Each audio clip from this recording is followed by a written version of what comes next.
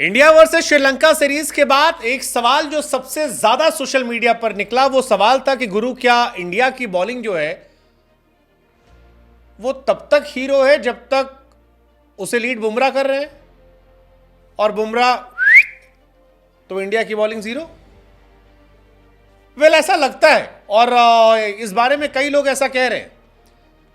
जुनैद खान ने यह बात कही कि आप बुमराह हटा दो इंडिया की बॉलिंग खत्म है। मतलब मैं हमेशा कहता हूं कि जो काम इंडिया की बैटिंग में सालों साल विराट कोहली ने किया अब रोहित शर्मा कर रहे हैं, बुमराह जब तक टीम में रहते हैं वो अकेले ये करते रहते हैं। लेकिन बुमराह के बिना इंडिया की बॉलिंग बिल्कुल खराब है क्या, ये अपने आप में एक सवाल है। क्योंकि इंडिया की बैटिंग खराब थी समझ में आया, उस पर सवाल भी उठ रहे हैं, लेकिन सवाल और सच ये भी है कि हमारी बॉलिंग भी अच्छी नहीं थी। हमने संघर्ष किया है। आप देखिए फर्स्ट ओडीआई मैच में श्रीलंका ने 100 रन 5 विकेटें बनाई। उसके बाद श्रीलंका का स्कोर जो था वो 224 तक गया।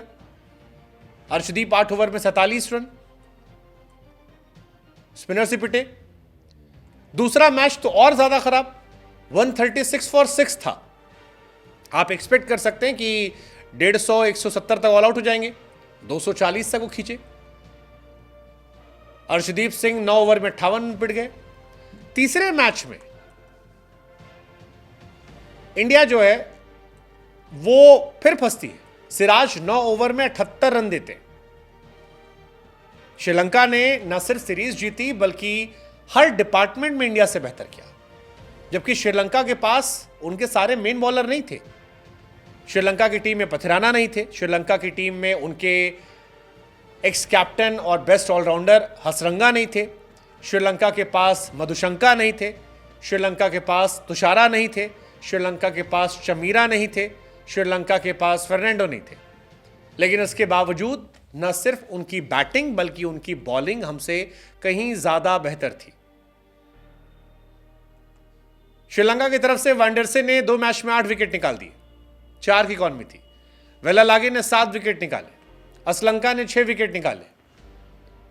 हमारे साइड से काम बुमराह कर रहे थे। बुमराह जब होते तो अपना भी विकेट निकालते हैं, साथ वाले को भी दिलवाते, प्रेशर बनाते। 15 विकेट निकाले थे 4 इकॉनमी से T20 वर्ल्ड कप में। जलवा जलाल था हमारा। बुमराह बाहर हुए, हमारी टीम बदहाल हो गई, फंस गई, मैच जीतना मुश्किल हो गया।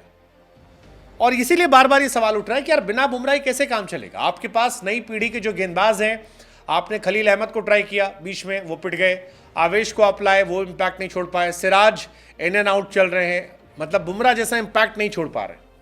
अर्शदीप वर्ल्ड कप में अच्छे थे जब बुमराह साथ थे। बुमराह के जाने के बाद अर्शदीप में भी वो धार नजर नहीं आई, वो कमाल नजर नहीं आया। और नई पीढ़ी में और कौन गेंदबाज है आपके पास? मतलब बुमराह और शमी आ जाएंगे, आपकी बॉलिंग अच्छी हो जाएगी। बुमराह शमी के साथ अर्शदीप भी बेहतर दिखने लगेंगे। बट पॉइंट ये है कि बिना बुमराह के आपकी बॉलिंग बहुत कमजोर है। जैसे वर्ल्ड कप में इस सीरीज में, ओडीआई सीरीज में बिना रोहित के इंडिया की बैटिंग कमजोर चल रही थी। आप पहले मैच में 75 पर 0 होते हैं, फिर आप ऑल आउट हो जाते हैं, हार जाते हैं, टाई होता है। दूसरे मैच में 97 पर 0 होते हैं, आप हार जाते हैं। तीसरे मैच में रोहित 35 मारते हैं अकेले, आप 129 पर ऑल आउट आते हैं। ऐसे ही बिना बुमराह के आप एक भी मैच जीतने में संघर्ष करते हैं। बुमराह जब नहीं थे, T20 वर्ल्ड कप 2022 आप याद कीजिए, इंग्लैंड ने हमें 10 विकेट से हराया था, 10 विकेट से फेंटा मार मार के। हमें लगा उसके बाद शायद हमने कमबैक कर लिया, लेकिन फिर बुमराह गए तो फिर हम गायब हो गए। सवाल ये कि हम क्या पूरी तरह से बुमराह पे डिपेंडेंट हैं? और अगर है तो फिर ऐसे कैसे चले गुरु?